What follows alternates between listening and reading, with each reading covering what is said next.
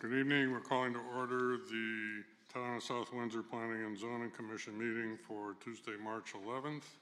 Please stand for the Pledge of Allegiance. I pledge allegiance to the flag of the United States of America, to the republic for which it stands, one nation, under God, indivisible, with liberty and justice for all. And I would remind everyone to please silence your cell phones or any other devices. So tonight we have two public hearings. I'll ask the secretary to read the, you don't have a legal, okay. They were continued from, so we did not republish them because they're continued notices. Okay, great. Usually we have like one new one and one old one, so all right. So the way we do public hearings, as you probably, if you've been here before, we let the applicant make a presentation, then we let the staff comment, and we ask for the public comments, and then we go back to the commissioners. Now these are both hearings that are being continued, so we ask if you have comments that you give us new information. We've all got lots of information about these projects from both the public and from the applicants. So we're interested in new information as much as you can confine your comments to that. So we'll now open the public hearing for application 25-05P, Majewski Animal Agricultural Text Amendment. Chairman, I don't see the applicant here, but I could update you on some information from the last public hearing. I did share this information with the applicant prior to tonight's meeting. So I did provide with you in your packets an updated regulation with some highlighted areas, kind of based on some of the discussion that was at the last public hearing. We did also reach out to our health department, and I do want to read for the record, Trishana Branford is our new health director. So we did ask her about commercial animal agricultural operations and how they're regulated. And she said, commercial farms are regulated by the Connecticut Department of Agriculture. For slaughtering operations, the USDA would provide oversight, provide a context of individuals for each agency below. The local health department would follow up on any complaints related to the operation, ensured code compliance regarding the septic in the property. And she gives me the two people, the gentleman, Tim McGuire from Department of Agriculture, who was one of the inspectors, and John Froelich from the USDA. He says McGuire conducts farm inspections to determine what aspects of the farm management could be improved, and Froelich from the USDA handles the food safe aspect of farm food production. And if any additional questions, to let her know. So based on some of those comments, I did add into the regulation some references to state or federal requirements, permit requirements, and also Department of Agricultural assistance in reviewing maintenance, or manure plans and things like that at the time of any application that would come forward. I'd be glad to answer any questions of the... So is that in this? Yeah, so it's in, you should have received something with highlighted yellow at the top. I don't see the update. Oh, okay. I've already folded Yes, it. and if you go into the regulation, the highlighted yellow parts are what I added. Okay. Anything else, No, Justin? that's, All right, so then we'll see if there are any additional comments from the public. Sir? Please identify yourself and then sign in. Good evening. My name's John Mallon. I live at 2010 John Fitch Boulevard, and I sign in. May I receive copies of those documents? Yes, I don't have. I have an extra if you need one. Thank you.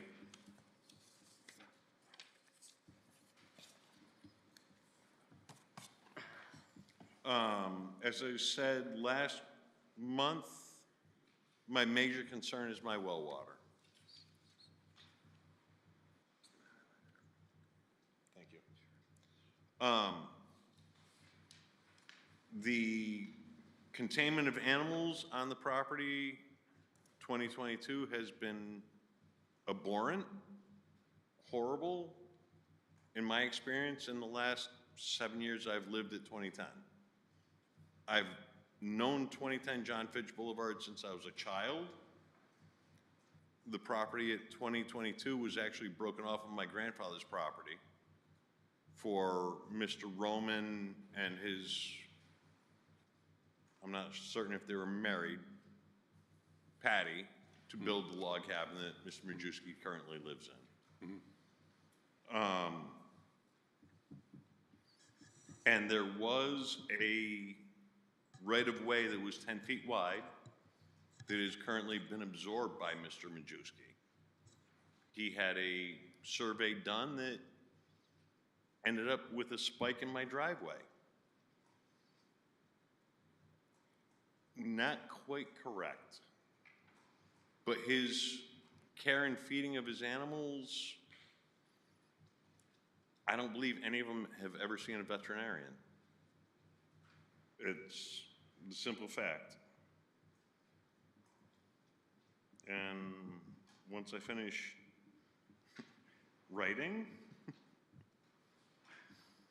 that's all I have to say. Thank you. Have a great evening, and thank you for the documents. Anyone else from the public wish to speak on this application? Sir?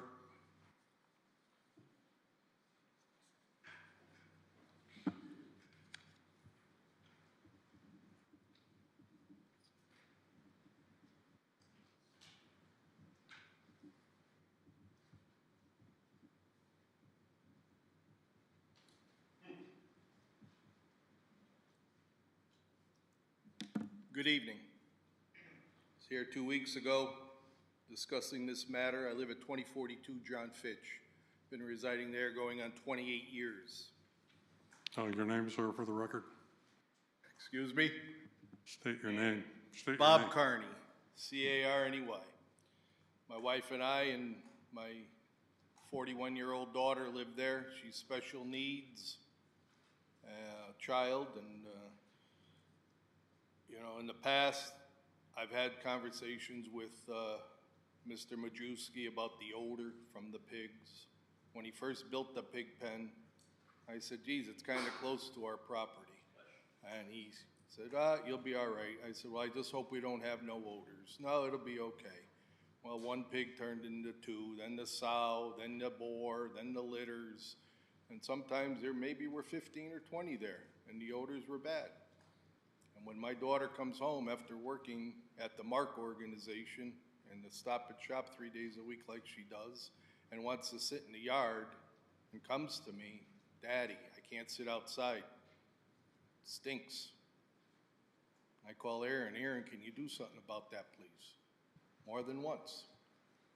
Aaron went out and he got his tractor and he put pine shavings or wood chips on top of it, and that controlled it for a few days. And that's kind of like putting a Band-Aid on an elephant. You know, it doesn't do any good for any wounds or anything like that. It's just a temporary fix. So when you got a residence and you have a deck and a backyard and you got to close your windows and everything like that, due to the odor, and I told him, and he, in his defense, he told me when he gets back on that property and gets animals again, he'll put them way up in the back. And I got my fingers crossed, and I hope that's the truth. But in my defense, you know, I'd like to enjoy my property as a resident and a taxpayer here. I don't see why I have to suffice to someone else's because they want too many animals. I'm concerned about this matter of units and how many he can have, because he did have a large amount. I've had the pigs in my yard multiple times. I have photos. I had the goats there, the chickens, the ducks, the rabbits, the guinea hens. The guinea hens landed on my loft in the backyard. I got a plexiglass roof. That's got leaks in it now. Okay, so what do? I'm sorry. I'm sorry. You know, I'm sorry too. You know, I want it to work. If he can have animals, take care of them, be reasonable with them, with the amounts, and go from there. 3.9 acres, that's great. You know, You can have over 3 acres, you can have animals. How many do you put on 3.9 acres is the question. You put 2 people in an elevator and the elevator gets stuck for a few hours, you'll deal with that person. You put 20 people in an elevator and get stuck, what happens? It's no good. It's a bad situation. So I did print some copies. I talked to you last time about the state statutes on pigs, minimum of 300 feet away from a property and stuff like that. If May, can I come approach and give each one of you a copy of this? Sure. I believe the town rule is 125 feet. So be careful when you step down. Excuse me? I said, be careful when you turn around. That's okay. I fall down, I'll bounce right back. I got a big one.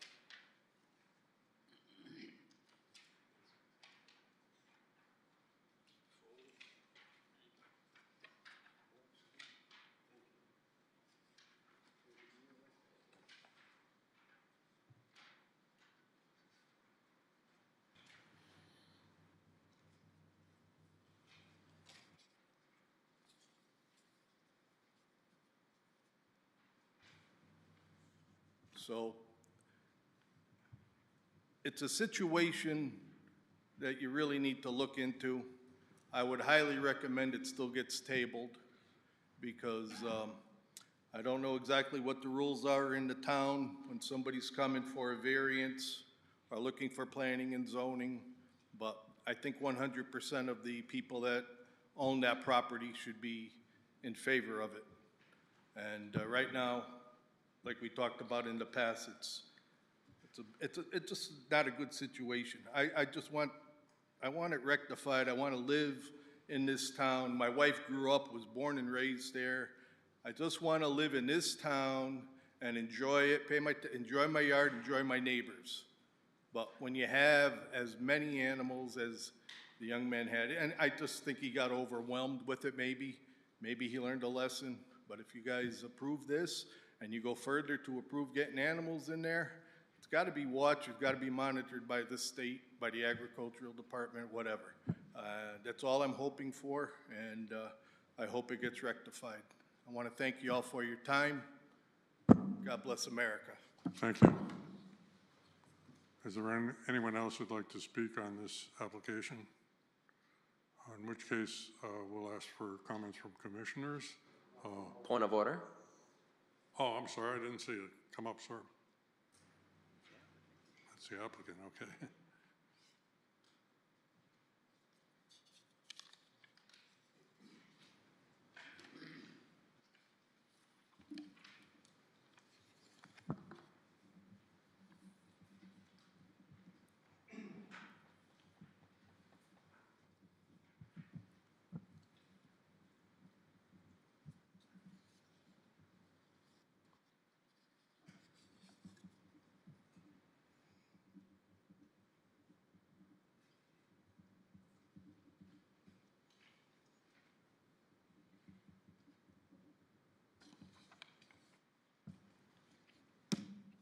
Good evening, everyone.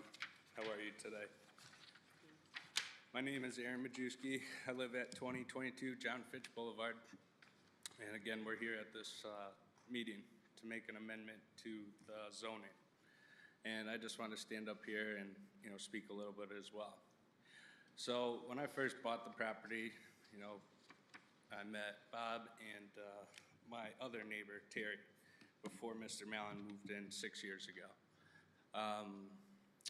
Probably about 5 years ago, I had the property line surveyed. Once I had the property line surveyed, both of my neighbors have teamed up against me. They, like I've stated before, they've called the cops on me. They've, gone out of their way to plot against me. Now, anytime that either of them called me, I was always there to help. Mr. Carney, I put a new roof on his house 5 years ago. Mr. Mallon had some trees that he was concerned about. I took them down right away.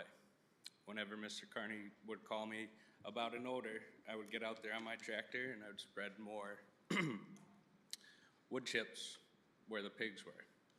And it would do the job and whatnot. Now, based on you know, me having the property line surveyed, I've told both my neighbors that if they disagree with what the surveyors laid out, that they can hire their own surveyors and contest the property lines. And it seems like ever since I've said that to both of them, they both have a problem with me. And again, I'm asking to make this amendment so that way I can raise fresh food for me and my family without hormones, vaccinations, or anything else that's killing everyone nowadays with your store-bought food. So that's all I really have to say today. If you guys have any questions, let me know. Thank you. Anybody else? Seeing none, we'll go on to members of the commission. You see someone else? Okay. Commissioner Kupchunas. I'll just say, this is not just on Aaron's part here. This is for the whole entire area and the whole zone. So somebody else wants to come in with the same idea. Maybe they're a lot cleaner, maybe they're a lot more refined with their farm and do all of it. Then we're gonna refuse that from them as well too. So we're setting a precedent. We want farming in town. I mean, people need to grow their own food. I mean, look at the price of eggs. I think more people are gonna start doing it themselves.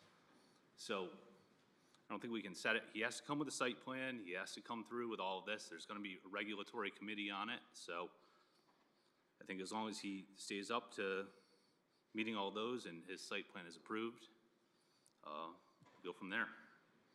That's it. Thank you. I guess my only question when I heard about the number of animals was, were you within ordinance previously with the animals that were on site there? We've had some That's for zoning. Mr. Majewski. If you're going to answer, you have to come back up and, Oh, I can wasn't tell you sure, from the Michelle. zoning Yeah. enforcement Yeah. perspective, we've had some zoning enforcement issues that we worked with Mr. Majewski with over the years, yes. Oh, so, okay, so there was, there were. Previously, issues. in previous years. Okay. I guess that's my only question is just how will we, obviously changing it, and I agree with you. I think that the idea that we're not, when this applicant comes through with his own plans, that's when we're really kind of, but I do want to take into consideration based on what the neighbors said as well, and I think that that should be something that's taken into consideration.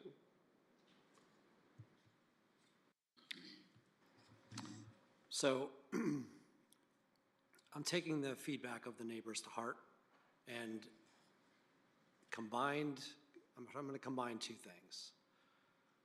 The actions of the past, which you at some points maybe weren't in compliance, that tends to be a predictor of the future. If you weren't in compliance before, how are you going to become compliant or maintain compliance with a new regulation? First thing. Second is the fact that we've had some compliance issues in the past and they really haven't clearly been resolved, brings me concern that the town doesn't have a strong enough enforcement mechanism to keep him compliant with whatever might be approved here. So until Mr. Majewski can maintain his property in a way that satisfies his neighbors, I am not voting in favor of this. I just think it sets a bad precedent to put what may be right now a bad situation and really impacting neighbors in a way that is damaging their property value and quality of life. And I think that's a stand that we need to take to ensure that that's not being impacted in a negative way. Commissioner Dexter. Michelle, I'm just comparing this document that I'm assuming is accurate and correct against the yellow highlighted on the, project or suggested regulations on the second page where it says 100 feet. Yeah, so we would, I'm not quite sure the source of this. I know. But, assuming it's correct, and we'll just take that assumption, we would want to tweak our regulations to address swine. So this is specifically related to pigs. It's not related to all other agriculture, which, I can't think of any approval that we have for swine currently off the top of my head. Okay. But but certainly we would want to accommodate this wording. It does say 300 feet from a residence, it doesn't say a property line, so just a small clarification of, I think, what might have been mentioned. Adjacent buildings, they Correct, go- yeah, go- so that would be something, again, if it were allowed and were going to be proposed, you would want that radius shown on any kind of site plan Okay, to make sure it's in compliance. Thank And what would happen, or what in theory should happen, is obviously through the review process, anybody from Department, or Connecticut Public Health looking at this would have that same kind of comment, right? right, right. Okay, thanks. Commissioner Foley. All right, so based on the past history, which is not good, but moving forward, Michelle, if Mr. Majewski brings everything within compliance, builds the berm that has been spoken about against Mr. Mallon's property, fences it off, before it's granted to have commercial farming, can there be an inspection of, because this is for a zone, not for just Mr. Majewski. You got Bancroft's Farm down the street, you got other, Yeah, so if you adopt a regulation like this, anybody that wants to take advantage of it's gonna come in front of you with a special exception site plan application. They're gonna spell out what animals they're keeping. You're gonna have a site plan that shows where they're being kept on the site. You're gonna have any measures that are being taken. I mean, we're not requiring berms, but if they're showing a berm, you know, like any other site plan. Special exceptions you can condition. You could put a condition that before animals can be brought on site, inspection has to occur. I mean, you can do those things as part of the approval process, yes. so the gentleman, I don't have that copy of that letter that have the two names of the USDA and the Connecticut Ag Commission. So if an inspection is done by them and they feel as though that this property is within the health and guidelines for the animals and the neighbors, with the distances, like the 300 foot for swine, I don't know, it's kind of a tough one, like Mike was saying it. So our Director of Health, who's fairly new here, I think she comes from Windsor, gave me the example that she had a farm complaint in Windsor that she worked with Department of Agriculture in resolution. So it would fall, first line of complaints come to our health department for odors, things like that, but then she works with the Department of Agriculture on resolution for that. Okay. Can I have Mr. Majewski come up? Sure.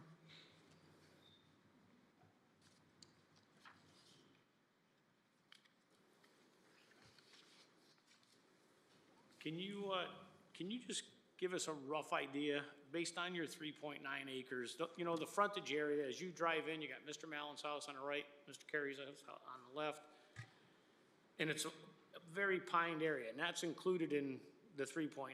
So let's just say half an acre's taken up. So, you know, you're down to a little over 3 acres. What is your intent? What is, just so I have a rational understanding, when you say commercial farming, what are the numbers that you're looking at? Whatever is compliant with the code.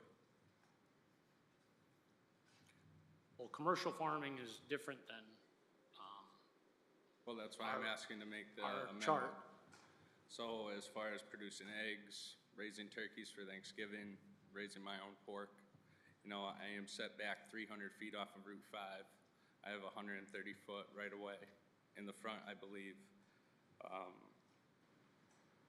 All of my shelters are well over 250 feet from anybody's house. So with the swine though, I'm looking, you know, being on your property where you have, where the hoop house is way up in the back. Yep. How far away is that from Mr. Carey's property? From whose? From your next door neighbor, 2042? 2040, yeah. Oh, at least 600 feet. How much? 600 feet. Okay. Is that the pigsty up there? Yeah, that was gonna be the new pig pen. Okay, And that's tucked up in the back behind my shooting range. okay. All right, I'd want to make sure that we have enforcement with, These are the numbers. right, that these are allowed. our numbers though. But this is what's allowed. And I think he's talking 3 acres. So we're looking at the regulation that tells you how many animal units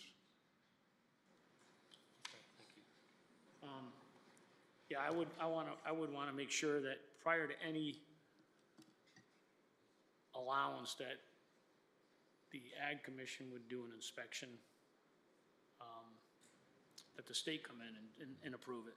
And it's beyond our purview, and Pam, and, you know, I think the USDA and the Ag Commissions should be part of this, so.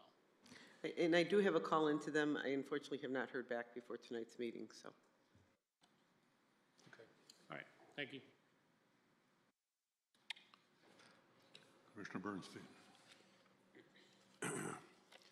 So in addition to some of the things that have been said, the issue that I wanted to focus on is containment.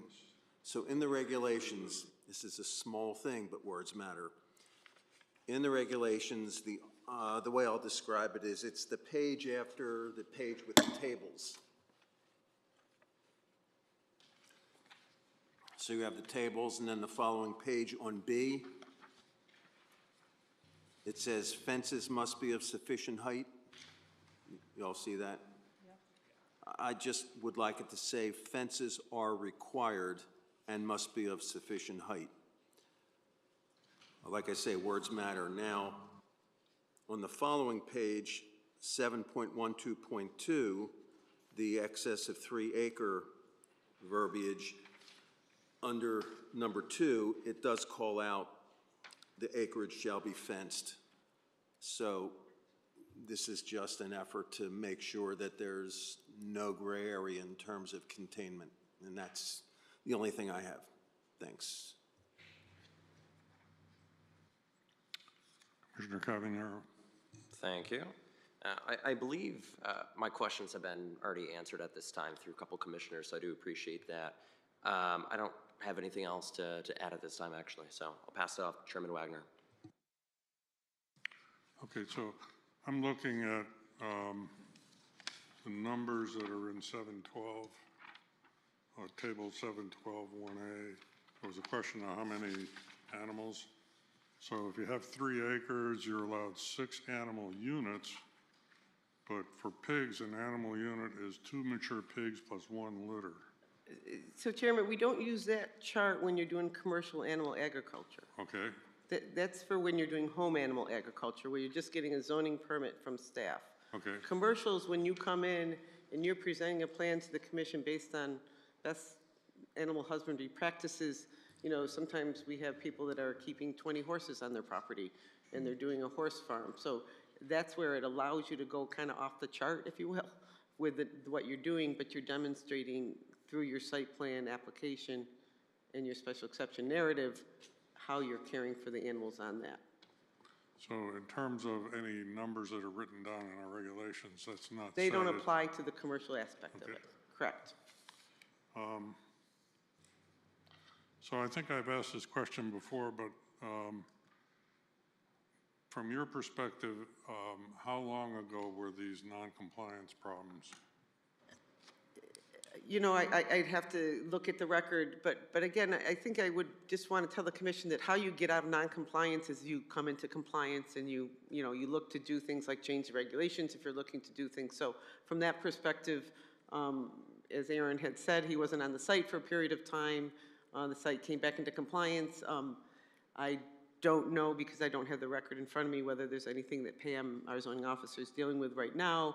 But again, this idea that in front of you today is something that has been talked about for a couple of years with Aaron. I think I said that at the first public hearing. Those are ideas he had when he first came on site. So it's probably 2 years that we had the animals on site. And there's a period of time he wasn't on site. Today, I think he's attested to us that he has some chickens on site, if I'm not mistaken, from the last public hearing. So, But again, enforcement, you know, as you recognize, is not always an easy thing, and we don't have enforcement powers in that we fine people for zoning enforcement. That's just not anything this town has ever done. So our enforcement procedure is a series of letters looking for compliance, and ultimately we put something on the land records if that's where it ends up, or it goes to the town attorney if it's egregious enough and legal action is started. So that's kind of the course of a enforcement action. and when it comes to odors, first of all, kind of like noise, they're even harder to define than noise. But odors should go to the health department. I mean, that is where someone should make a complaint of an odor, is to the health department. Okay.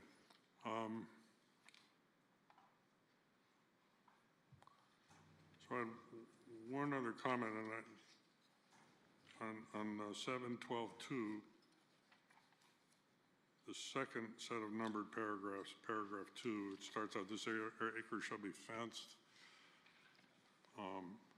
I'd like to add into that something to the effect that the height and buried portion of the fencing shall be appropriate to the species allowed, considering their propensity to go over or burrow under the fencing.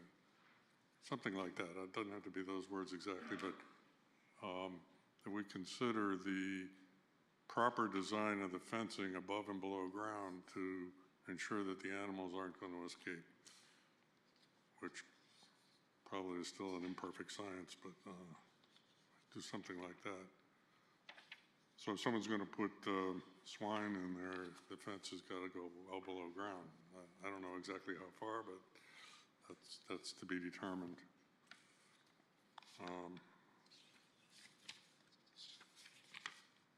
I think actually that came up before, and people were well aware of that need, so just putting it in the regulations, I think, is right. Any other comments from commissioners or questions? Yes. Just one quick thing, in the same section, it talks about best management, having to do with, and I just lost it, protocols to ensure adequate shelter and exercise. Would that also infer regular veterinary visits, or, you know, if we have sick animals, does that go to the health department? I don't expect you to know. I think that would be more of an animal control officer kind of issue. Okay. So I'm guessing that complaints come into your office and then you just sort of triage them out to the. We figure out where they're best handled, yes. Okay. You can always start with us. Any other? So with the Connecticut Ag Commission and USDA, if there is commercial farming, I would imagine that there has to be regular visits for the well-being of the animal. And Yeah, again, I don't know that for a fact, but I certainly will be more than happy to ask that question when I get a call back as to what kind of requirement there is. If you want me to pursue that further, I can do that. I think we should. I think we should know what, because You could it's not always- fair, it's not fair to us to put Pam into something that, You could always defer action. If you wanted to close the hearing, you could defer action. I could report back to you, you know, with the answer to that if you want, or, because I do have calls into both of them. I just, again, the timing was such that I haven't heard back. So that was kind of my thought. I think we've got all the information we need other than what you can get, and you are allowed to bring us that information that's factual. we should close the public. So I'd like to, if everyone's in agreement, can we close the public hearing? It's a motion to that effect. I make a motion to close the public hearing on this application. Second. All in favor? Aye. Any opposed? Passes unanimously. So now we're going to go on to the second public hearing, which again is a continuation. And we ask people to try to focus on new information.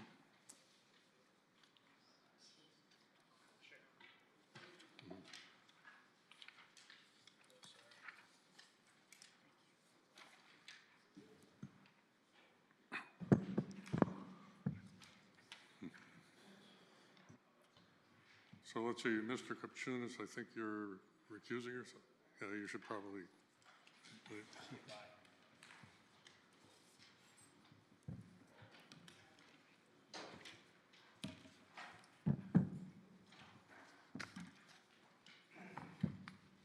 I don't know if you've seen me recuse myself from several things.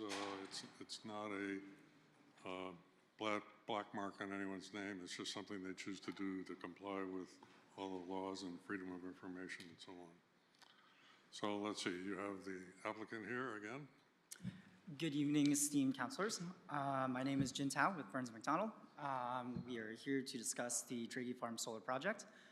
New information, I believe the town council met out on site at the Ellington site for a noise analysis of the site that CTEC has built in the past. Based on the memo that I was forwarded, unfortunately I couldn't join you guys. I was stuck in Boston. But based on the memo of that site visit, it seems that you guys did not have much of an issue with the noise that you heard of that installation out on that site. Were there any additional questions or concerns at that site, from that site visit? Well, we'll bring them up after the public speaks. They probably, some of the public was there also, so we'll probably hear from them. And I think if you're done, we'll ask our town planner. Okay, two things. From the meeting, we were hoping to get a map of where the inverters were going to be located. Is that? I thought that was submitted online. If that was not seen, I can forward it immediately, but I do have, I can show the council, do we by chance have a previous iteration of the plans that were loaded by chance? Believe I so. mean, maybe actually. I can, Okay, so maybe while Josh is trying to load that up, I did want to bring up one other thing. Today, there was a fire at a solar site in East Windsor, the one that we had all may have visited on East Street or, yeah, anyhow. I do have, Walter Summers and I did take a ride out there once we heard about it to see what was going on. I do have some pictures that I'll share with the commission. It appeared that there's some wires that had been arcing for a couple days and sent some sparks, and the sparks with the wind actually came down and caused a brush fire, and you'll see in these pictures the arborvitaes that were along the frontage there were singed quite significantly along the front.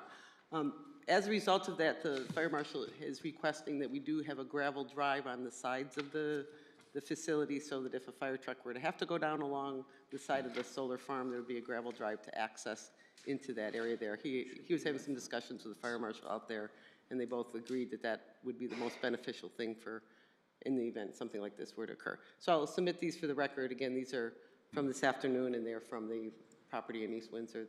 okay. And where would the drive be in addition to what's already on the site plan? I'm sorry? There's already a drive that they've added, thanks, that the fire marshal asked for. Yeah, that was the access drive into the site, so this would be along the perimeter of the fenced area. Okay, Just something gravelled, it could be topsoiled over, but something that could support a vehicle going on it. and now would that all be in South Windsor, or would that partly? It would be probably right, they'll have to see where they're gonna locate it, it'd be all on the owner's property, so it would be right in that general area, yeah. Okay. It could, again, it could be gravelled over, it doesn't have to be, left as gravel. The question you had about, we had about where the inverters go, if I look at the updated noise report, and I'm looking at attachment B, unfortunately, these don't have page numbers, but there's a map. And that, the noise report is assuming the inverters are pretty much in the same area as the transformers. Correct, yes. Now, what we saw on our site visit was inverters on several different rows of, Yeah, so for this, the Ellington site is much bigger than this site in terms of number of modules and production. So for this site, it is possible to locate the inverters. And again, this is one of the aspects of the design that was currently in progress throughout this application. It's more of an electrical design. But with the concern of the council and the abutters of noise, we did develop a updated exhibit, which will be incorporated into the full final construction drawings for this project that will show those inverters to be built on, essentially 4 inverters on racks in that first row, kind of in the space to the left and north of the equipment pads. okay, so I'm actually deviating from our plan a little bit. We've heard from you, we've heard from the town staff, so now it's time to hear from the public. Sounds great, thank you. Is there anyone from the public who would like to comment?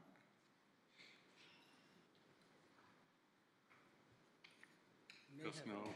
Would you like to comment? Oh, I'm sorry. No.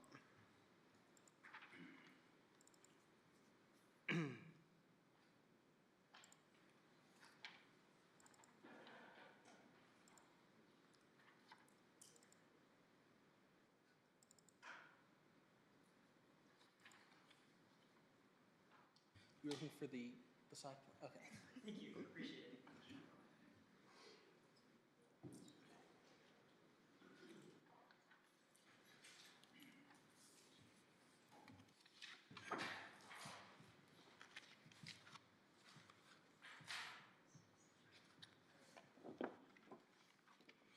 Hello. My name is Jennifer Krucher, the owner of 365 Scantic Road. To shorten my statement, for a multitude of reasons that I have mentioned and written about, I do not feel it's possible for this project to meet the special exception criteria.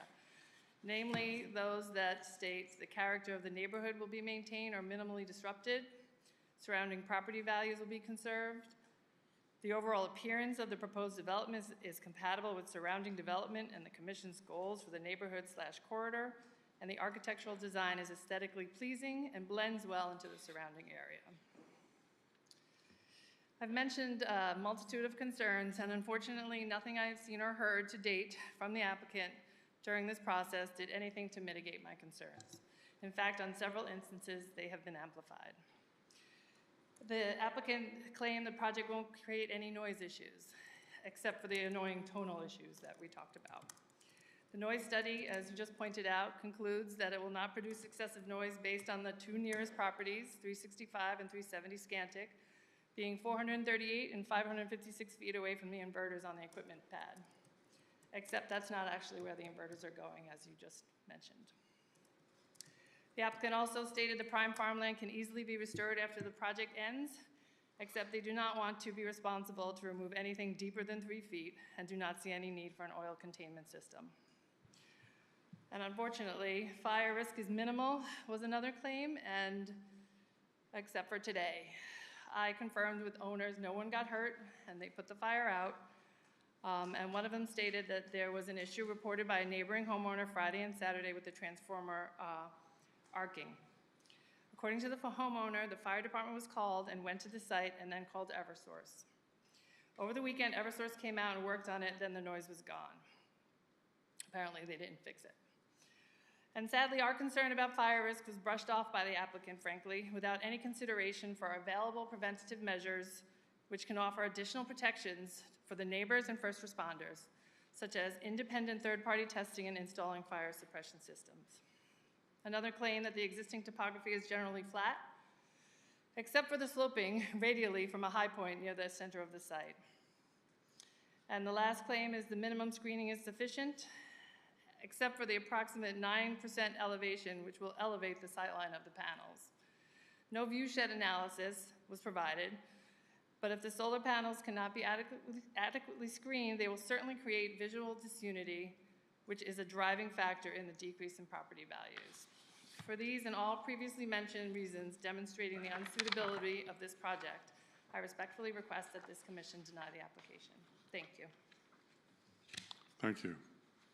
Anyone else from the public who wishes to speak?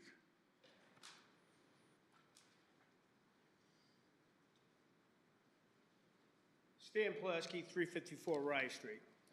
I will state that I am not a resident of South Windsor. I'm a neighbor of South Windsor, within five houses. Currently, my house resides next to the gravel pit solar. I watched 365 acres of farmland that I grew up around and on destroyed by solar. Our town has taken 1,000 acres of solar. It's 14% of the state of Connecticut. That power is being, not to Connecticut, it's going to Massachusetts and Rhode Island. Each solar panel, being an electrician and also having, I'll call it medium voltage training. A solar panel is only 20% efficient. So out of 1,000 acres, I got 200 acres of solar that actually produces. And watching throughout the winter months here when we have cold, those panels are half covered. So that gives me 100 acres of solar that it's actually producing. That's pretty poor on a payback for me. I did not put solar photovoltaic on my house. I put solar hydronic. Solar hydronic was a home run. It's a different story. But being a neighbor and being able to look across the street to my son's house, and for the first time in 59 years, I can see through the trees because they've cut. Well, guess what? All that fencing and everything else, the state of Connecticut ramrodded that down our throat, and it doesn't feel good. That's why I'm speaking out. We had a long-eared brown bat population that was living in the old Markowski Farm area. There was nothing in consideration from the state of Connecticut on even that. They're not endangered, they're close. They get their foot on a banana peel. Everything from deer, skunks, raccoons, our bears have moved farther down Rye Street. It is just an absolute poop show when it comes to the migration of animals now. It has taken over a year to hear a barred owl again, which was a common occurrence.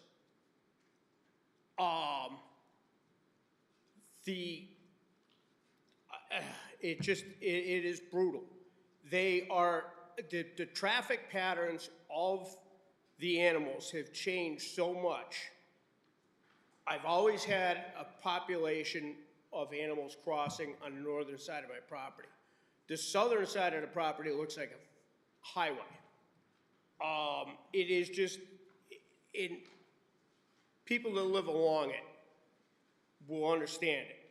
Not only the noise of the inverters is something that people don't understand. Well, geez, so we had these bats. So bats deal with radar, sonar, I should say. They send out sonar waves. Well, these panels are tipped, and their sonar hits that, bounces off, comes back. It doesn't come back to them, it goes off. So it makes it real tough for the guys that eat, or guys and gals that eat 2,500 mosquitoes a night each to be able to do their job. Pretty simple, stuff.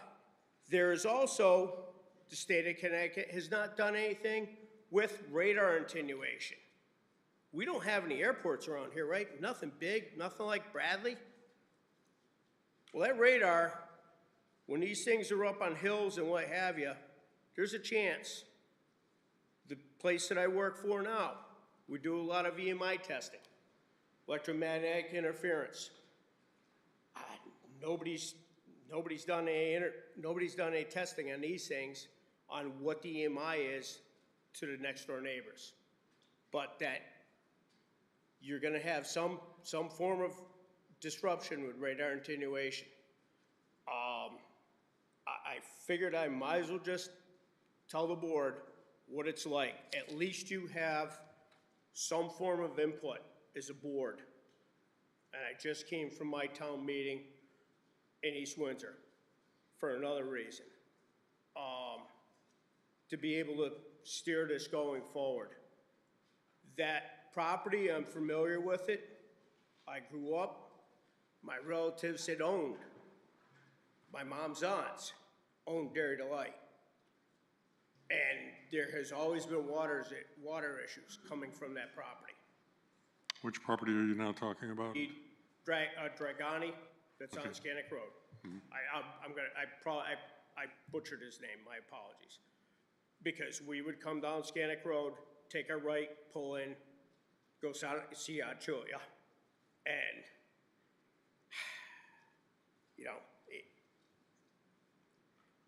it's the best thing I can do is to speak out and let you know what a neighbor has felt like.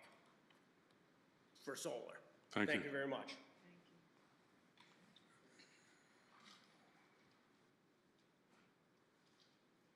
Good evening.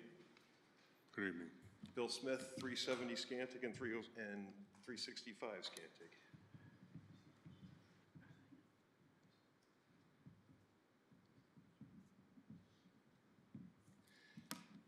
I'd like to speak a little bit about the special conditions, the whole reason why we're actually here.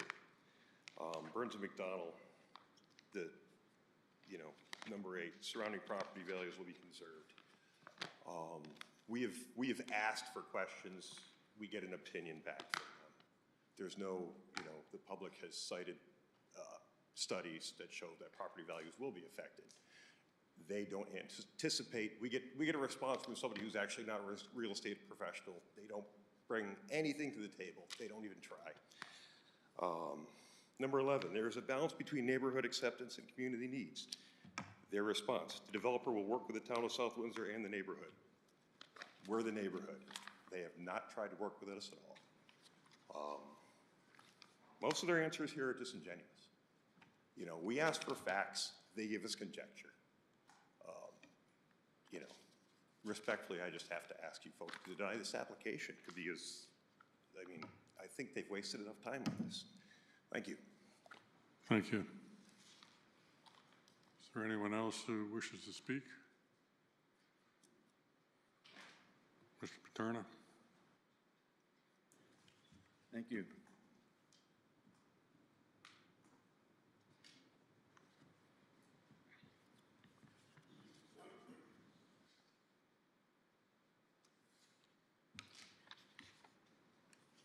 Thank you, Chairperson Wagner and Commissioners. Thank you for being so willing to take on this important job.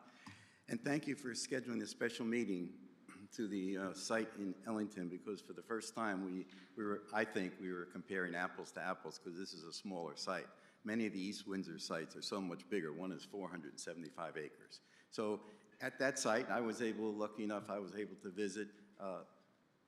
There just was no discernible noise.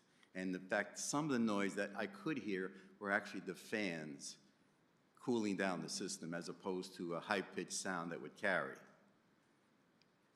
Honestly, on Route 5, there is more noise from cars and trucks going up Route 5 to Scantic Road and that farm than any inverter could possibly create.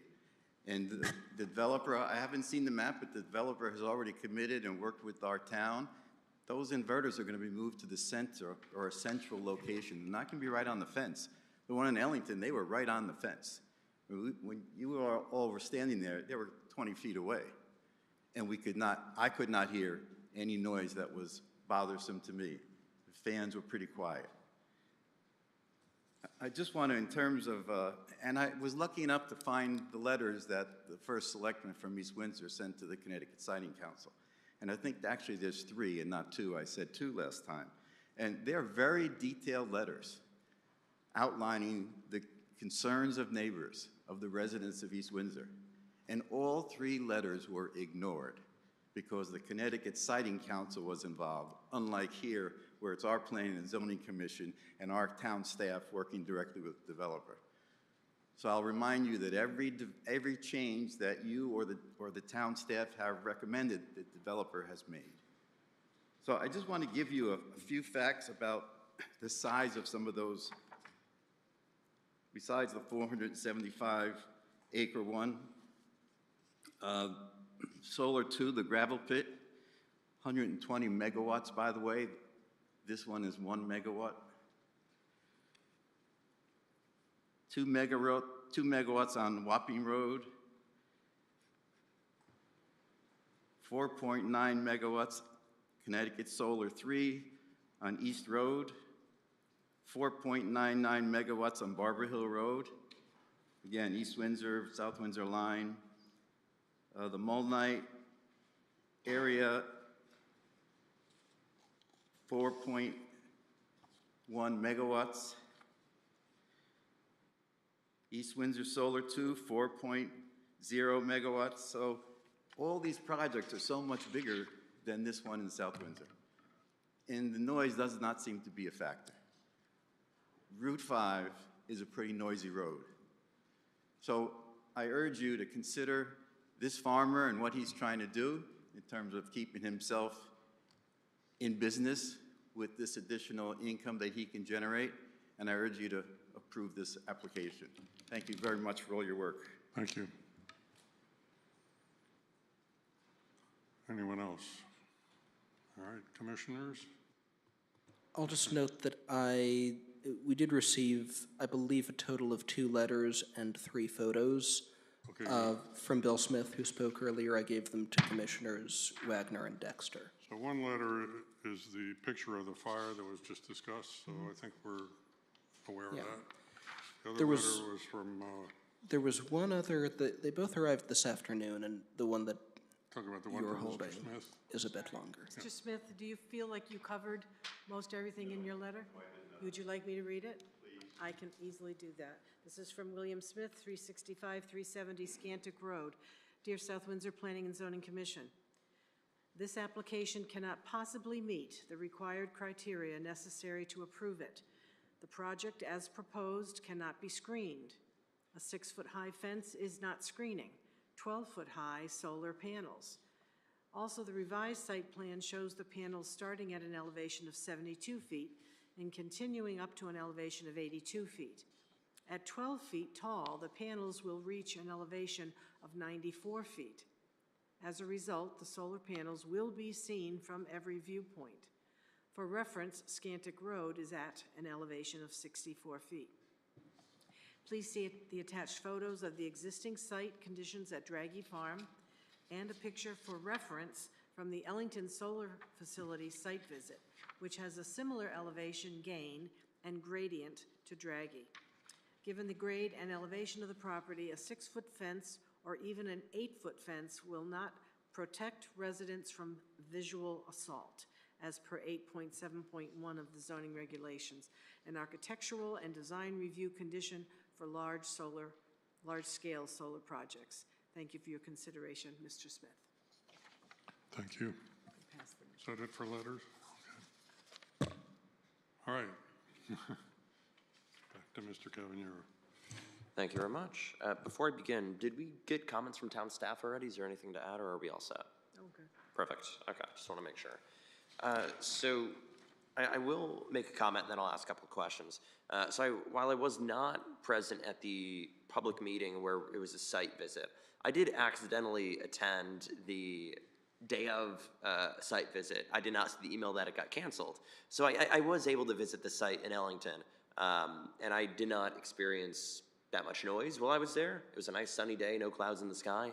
On that topic of sound, I see this was handed out to us. I'll explain that later. Explain that later? That's from me. Oh, that's from you. Okay, I was going to ask questions about that, so I'll halt that. I mean, I do have a couple of, I guess, opinions at this point. I'm not sure if I should save them for new business, but like I said, the site visit, I felt reassured with the sound issue. I remember visiting the East Windsor site that we just talked about today that there was a fire at. Where the inverters were, there was a fence, and it's right up against the road. It's completely different for this case in South Windsor. What I mean by that is obviously the inverters are not going to be right next to the road. It'll be a bit more difficult to hear it. And I also hold the opinion that, I'm not going to say disasters, but incidents occur all the time. I mean, we still build roads and cars knowing that car accidents can happen. We still build stoves knowing that people can create fires by accident while cooking. Like, that's still a reality we have to accept. And while technology improves over the next 5 to 10 to 15 years, I would assume that solar panels and all the technology associated with it, there'll be less likeliness of fires.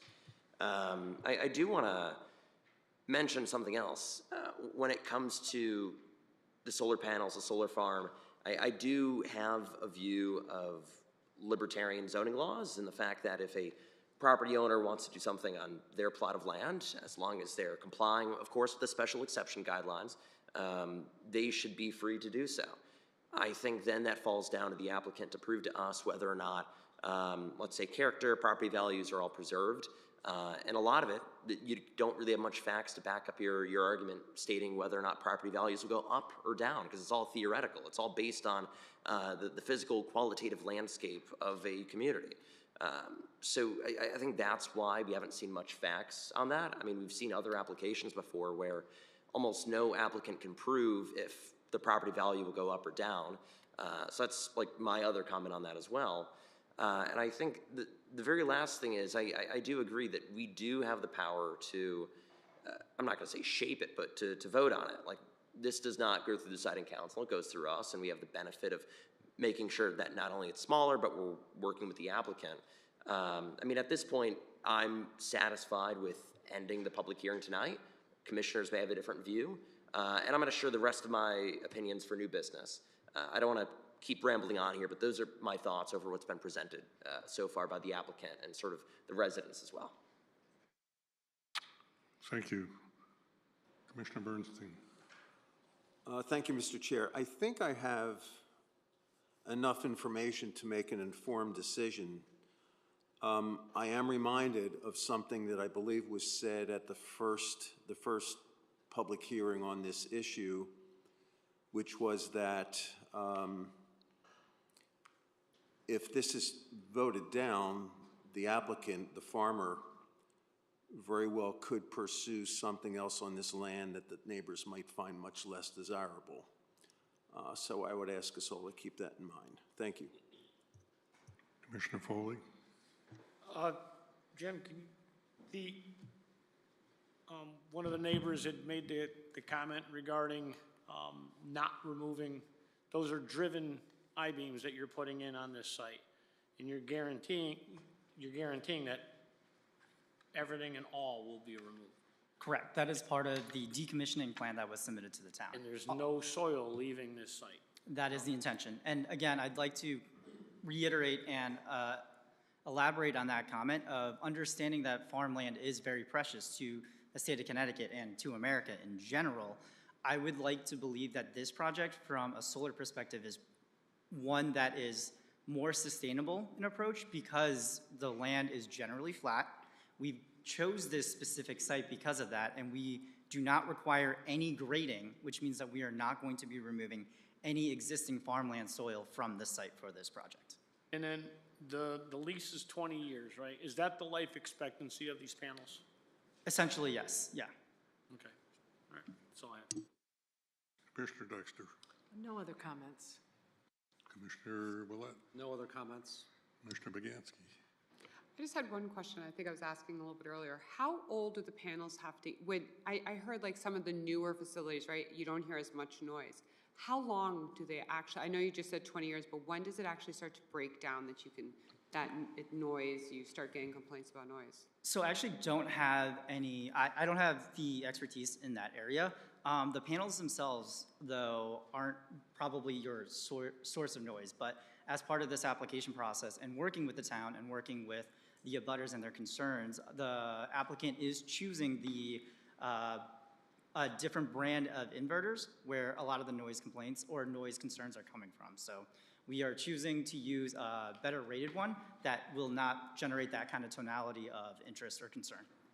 So one other question. So let's say they go in, right, and 2 years down the road, and this is probably just more for my education, neighbors start to complain that they do hear something. How does it typically addressed? So they're probably going to call my department in the form of a zoning complaint. And again, we have an application that, assuming it's approved with certain approval conditions and certain standards that'll have to be met. If there's a question whether meeting the standards or not, they will get a letter asking them to demonstrate they're in compliance. Okay, thank you. Thank you. Okay, thank you. The issue of what's going to be visible, just because there's a rise in the property, is it possible to get a cross-section that shows, how effective the screening would be, since this property does rise up to a higher level than where the houses are? Maybe we could bring that to our discussion, or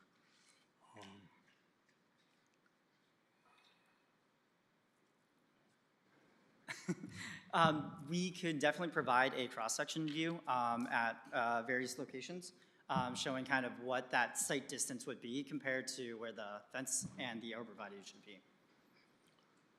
Okay, I'm trying to get us to a point where we can close the public hearing, but not get more input from the I applicant. guess the only thing I would say about that is, you know, it's great for them to provide it for you. I just would remind you that this isn't like a buffer requirement where you looked for cross-sections as part of the requirement.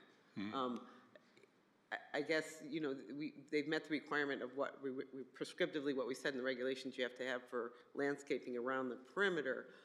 I guess if there's a concern that that's not adequate, if you want to have additional landscaping, I guess my concern is we don't have a requirement that says that you can't see these things. That's not what the zoning says. The zoning says you have to provide fencing and screening. So I just want to just remind you of that because it's not really a matter of a buffer where you're obscuring the view of them. Okay. Would you be, if I look in the noise report, there's a specific location, as I mentioned earlier, where the inverters were supposed to go, where they're assuming. However, when we did the site visit, we saw that the inverters were scattered somewhat.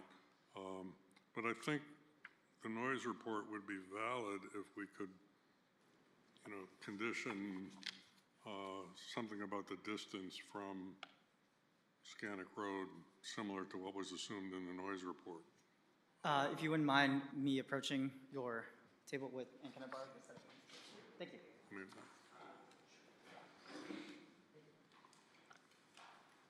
Apologies, we didn't provide this today. I thought it was. okay. But we did upload an updated plan, and so we do have an updated exhibit showing that the inverters are going to be located right here, and it was decided to be placed in this row because we have extra space, and so it's going to be oriented as. Do you mind if I borrow your pen? Sorry. It's going to be, so I'm going to draw it slightly larger.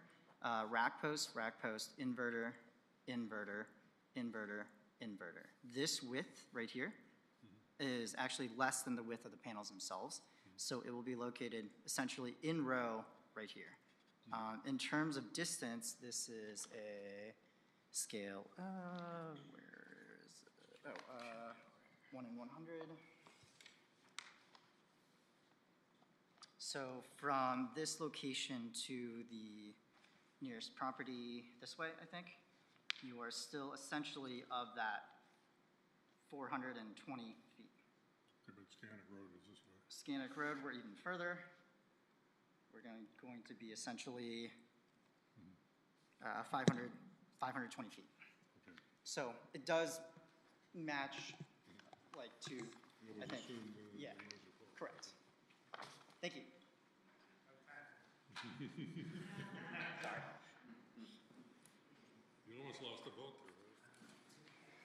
Okay.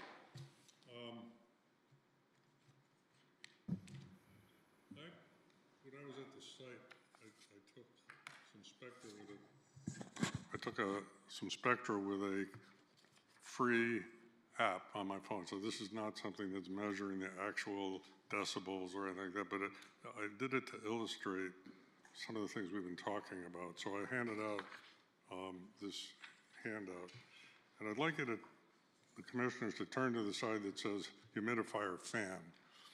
So there are two things in my house that create noise, one of which is a humidifier that we have in our family room, and we have to turn it down when it gets noisy and we can't watch the TV. But the spectrum basically drops off from the low frequencies all the way to the lower frequencies.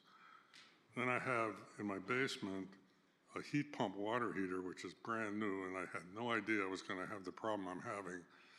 And if you look at that spectrum, you see some spikes at the higher frequencies. Those spikes are audible all the way across the basement, and it's like a cricket sound. And that illustrates the concept of tones that we're talking about. So I went over to, on the site visit, took one for the solar transformer, and it sounds an awful lot like the humidifier I have in my house, although it's quieter at the distance we were. And you don't see too many of those spikes. And then if you look at the solar inverter, I took a spectrum about two feet away from the thing, okay? So this is right there at the source. And you'll see at about, now I can't read the frequency, but you can see at a high frequency a big spike there, but it's still at least 5 decibels more than the peak in the spectrum. And that 5 decibels is important because that's part of the state regulation that you have a 5 decibel penalty for tones. So, and that tone I could hear when I was near the inverter. I couldn't hear it when we walked further away. So I think basically those high frequency whining, cricketing sounds they can be very annoying, but I think when we walk down to a distance roughly like what we would expect, we couldn't hear them. I couldn't hear them. Did you all get a copy of this? I can give you can, yeah, okay. So that's just a little bit about the theory of what we're dealing with. What app did you get on your phone for that? It's pretty cool. It's a spectrum. I just found it on Google. Oh, okay. The fire, do we know whether that was caused by a transformer, and was it sort of a typical transformer fire, or it could have happened on another telephone pole somewhere else, or was there something specific about it being a solar site? I don't know. I would be remiss if I answered that. I do know, as was represented, that it had been arcing for a couple days and that Eversource had been called out there over the weekend to address it, but. So, I mean, we're kind of getting into a situation here in Connecticut that sounding more familiar than I'd like to think with electrical systems causing fires, but do you have a comment on that? I actually would like to enter a comment into. So again, with the fire happening so recently, again, we don't fully know the cause. There has to be an investigation.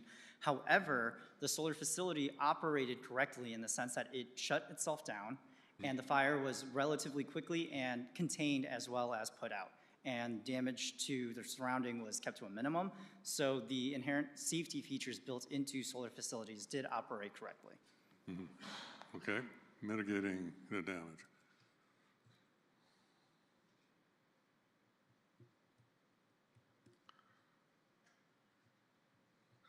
I hadn't thought about animal migration, but I guess if you build a fence around one of these things, animals are forced to go around. But you have, what, provision for them to go under, or what do we have? As part of our Inland Wetland Agency application, they requested and we updated our fence line to have a minimum 6-inch gap at the bottom to promote animal migratory patterns. So what sort of animals can actually continue to migrate through the site? Small animals. But I mean, I don't know what a... Well, for the larger fox animals, get through there? Or? I couldn't tell you the answer to that, but for the larger animals, again, with working with the town and with working within the regulations, we are keeping 100-foot setback to all property lines and allowing for the farmer to maintain farming practices around the facility itself. So we're not actually cutting off the entire facility to surrounding lands at all. Okay. Those are all my questions. Oh, yeah. This letter from Mr. Smith refers to Section 871 of the zoning regulations. I think it didn't quite nail what the regulation says, so I'd like to go and read that.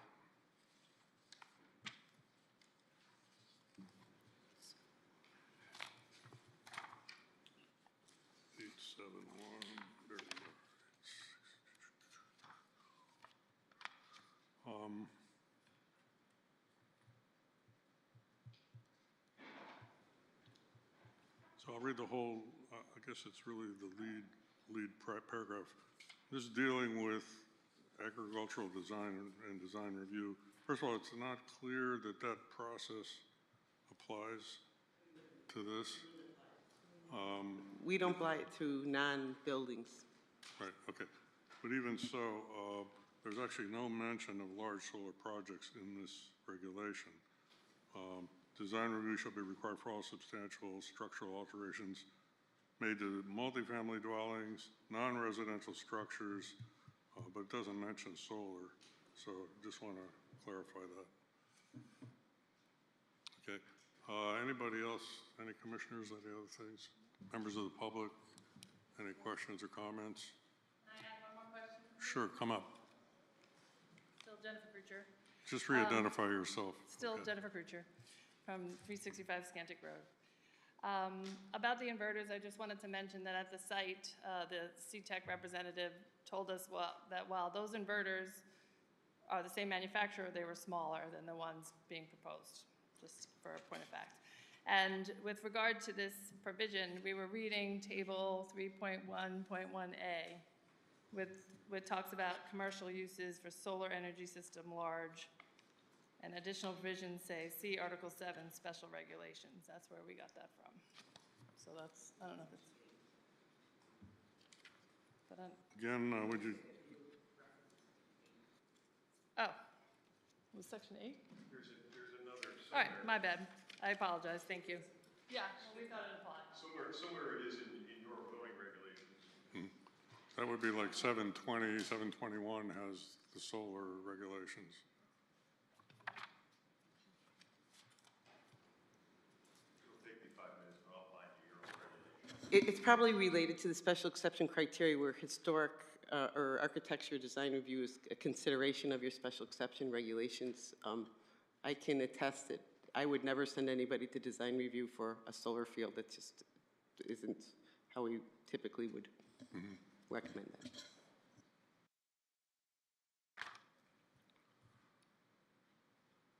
I can give you a few seconds if you're still looking for that. Otherwise, I think we're probably getting pretty close to closing this public hearing. Any other comments? Any reason to keep it open from the commissioners? I think we've heard huge amount of information. If I spoke for one more second? Yes, okay, but keep it to stuff that's new, please. All right, keep it. Stan Plesky again. One thing that was not considered through when they did the Eastwoods or gravel solar was the fact that there is aquifers. During one of the Zoom meetings that we had with the siting council, found out that you're not supposed to be within 2 miles of an aquifer. I'm not sure on this piece of property. I know the northern portion of the gravel pit solar does not agree with that. So possibly check that. When solar panels get damaged during hail events, anything that's in them, the heavy metals that are made in them go out onto the ground. With that one there in the gravel pit solar, they were supposed to have retention ponds that any of that heavy metal would go into. Again, but if it's on top of an aquifer, it isn't the best thing in the world. Thank you very much.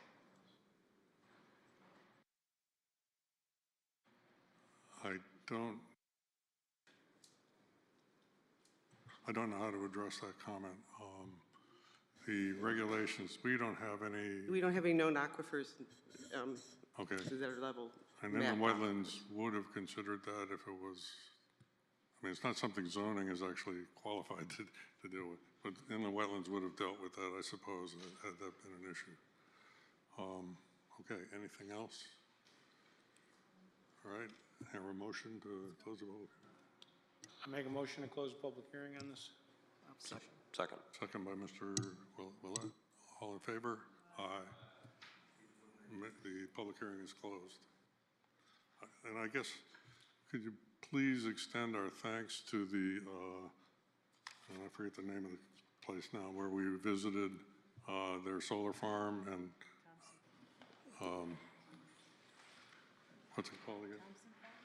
Thompson Farm, yeah, I'll send a note of, Yeah, okay. Thank you. They spent a lot of time on the site visit, and I thought it was very helpful, certainly for me. Okay, thank you. So, let's see, we are now getting into a regular meeting. We have one of our commissioners is absent, so. I think we need to let one of our commissioners back in as well.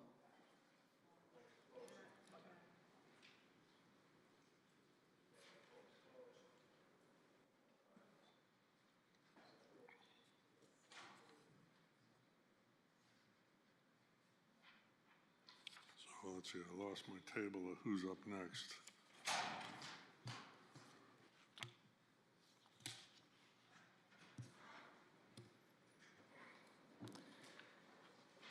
I believe it is Commissioner Kupchunis's turn to sit, although he would have to recuse himself when we vote All right, on so that for the one. purpose of everything but the CTEC Solar, we'll sit Commissioner Kupchunis for Commissioner Vitari. Viteri.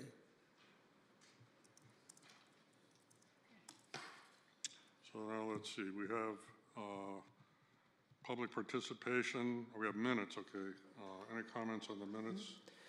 I had two from the February 11th meeting that the chair had given me at the last meeting. On page 2, I believe it was the applicant's presentation for CTEC Solar. It said lithium iron, that should have been lithium ion. So thank you for pointing that out. And then in page 3, I think it was in Commissioner Viteri's segment. It was something about the placement of the facility, and I changed it to the facility's inverters. Okay. Can get the exact quote. Any other comments on any of these minutes? We'll approve them in mass. Approve them by consensus. Okay. So moved. The 25th minutes, I have a draft, but my coworkers are still reviewing it, so they were not in your packet. The site visit minutes, the only change I have is that when I published them, we did not yet confirm the name of the Thompson Farm representative, and we did confirm that. So when I refer to him in the body of the text, I'll be updating that to use his name instead of the Thompson Farm representative. All right, so. That should be it. 25th, do we not have a draft for that? 25th is not Okay. quite so complete. We can talk about the special meeting minutes, those that were there. Any comments other than the name? Okay, can we approve that by consensus? Okay, so we've got two of these done.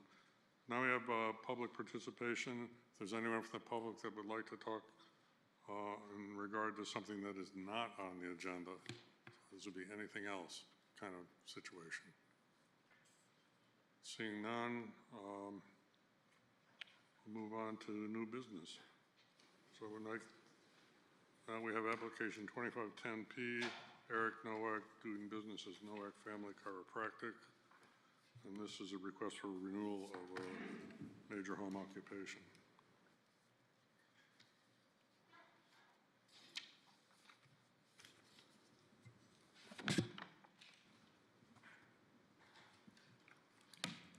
Good evening.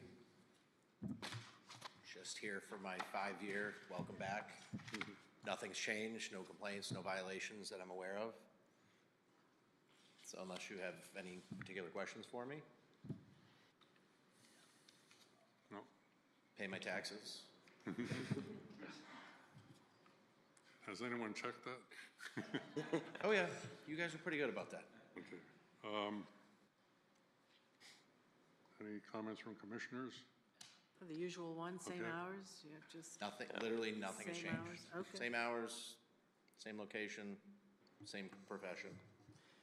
I do have a quick question. I was just reading through the planning department report. So on here, it notes that you, the applicant, sees 3 to 4 patients an hour. How many employees or workers, I don't know the technical term here, how many people are practicing at a given time? Myself. So just yourself? Yeah. So I would assume appointments are usually like 20 minutes? I just want to make sure I'm not like I thought Yeah, appointments so, would be an again, hour. you're completely correct. If you're Okay. saying 3 to 4 an hour, appointments are 15 to 20 minutes. Okay, I just want to make sure. I generally assumed appointments would be anywhere from 40 minutes to an hour, so I was wrong in that. I just Have you wanted to- been to a doctor lately? How long do they spend with you? Like the Around actual that time. doctor, when they come into the room, after you've seen the PA, the assistant, they've asked you the same question 12 times, you see your doctor for like 4 or 5 minutes at best. I So- tend to ask questions, Yeah. so that's why it goes on. a Ask little away. bit. Go Yeah. for it. As deemed here as well. So that's it. I just wanted to make sure I got my numbers correctly. I have no other concerns at this time. No worries. Thank you. Any other questions? Why don't I read the report and then we can get into questions? Okay. So, this is a request for a renewal of a 5-year major home occupation to operate a chiropractic office at 146 Oakland Road in the rural residential zone. The applicant has been permitted since 2010 and operates his chiropractic office 6 days a week by appointment, Monday through Saturday. The hours are as follows: Monday through Friday from 8 a.m. to 6:30 p.m. and Saturday from 8 a.m. to 1 p.m. The applicant typically sees about 3 to 4 patients per hour. The applicant has converted 927 square feet on the first floor into his office and treatment rooms, which is approximately 25% of the living space. No changes to the exterior of the house were made, except for driveway widening. Clients enter through an existing door on the side of the house. At the time of the last application, the applicant had indicated that he has 1 non-resident employee, which is allowed in our regulations. Adequate parking is available in the existing driveway area. Arborvitae have been planted in the backyard, which shield neighbors from the traffic in the driveway. The existing house is served by public sewer and well water. The Water Pollution Control Authority approval was obtained. A 2 square foot sign is allowed. The applicant has erected a sign in compliance with the regulations. The planning department has not received any complaints regarding the operation of this home occupation. And finally, if this application is approved, the applicant will be required to return to this commission upon expiration of the 5-year permit period. Okay, thank you. Sorry for forgetting you. All right. Commissioners, any questions? Okay. In that case, can I close the public hearing? Not a public hearing. Okay, We're going to make a motion. yeah. Let's make a motion for application 25-10P to approve Nowak Major Home Occupation Renewal. And this business must be operated by the homeowner. The permit will expire on March 11th, 2030. Gross. And will have to be renewed at that time.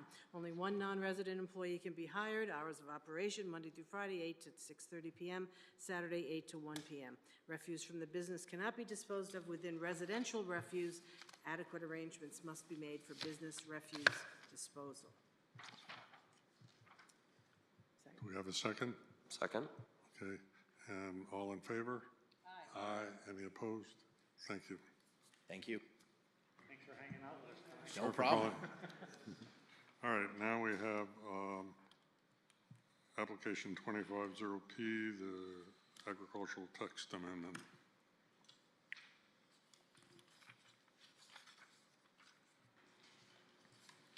I think we, Did you want to table that until I come back with Yeah, I'd the like to Department of Agriculture? I'd like to see some comments? enforcement from the state. okay, so we're Okay. gonna Table action on that. table that. Then we're now on to Orchard Point. We closed the public hearing on that at the last meeting, but we didn't have time to discuss it. I just have one brief update if I could provide for you. So in your packets, we did provide some draft approval conditions, I guess, based on comments heard at the hearing and whatnot.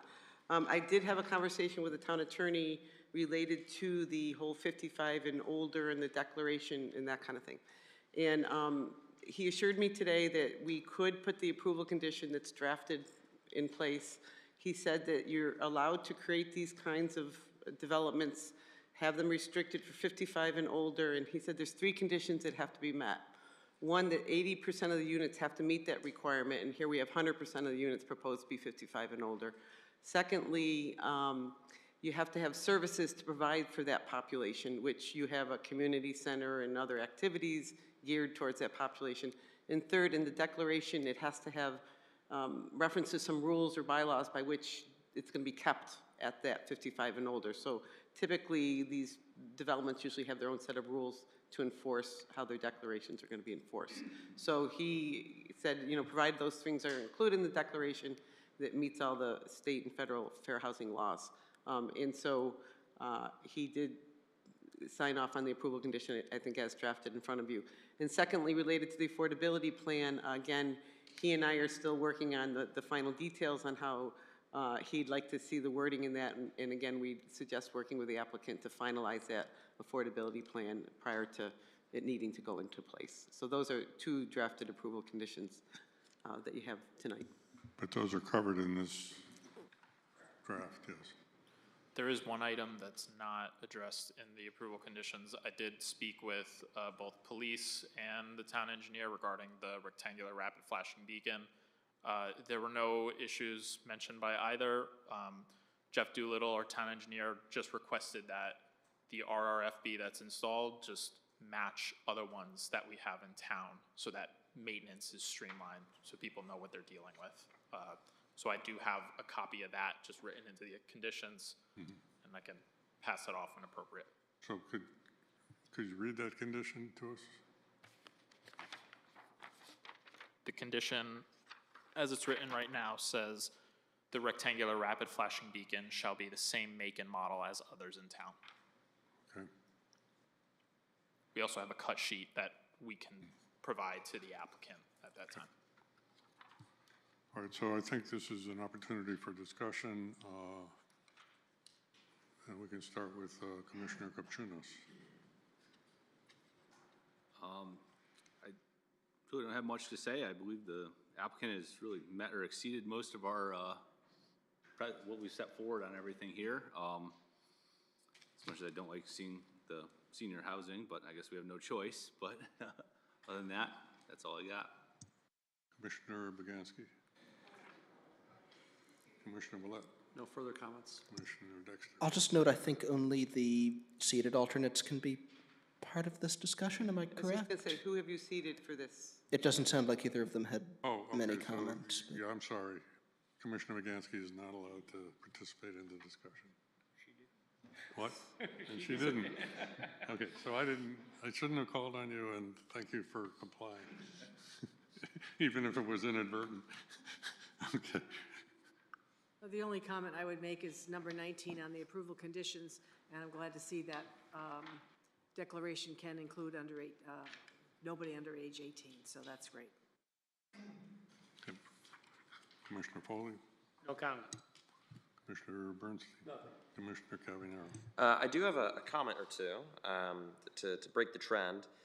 I mean, we've had, and I do want to go back to this argument when we're talking about character, because again, it's all theoretical.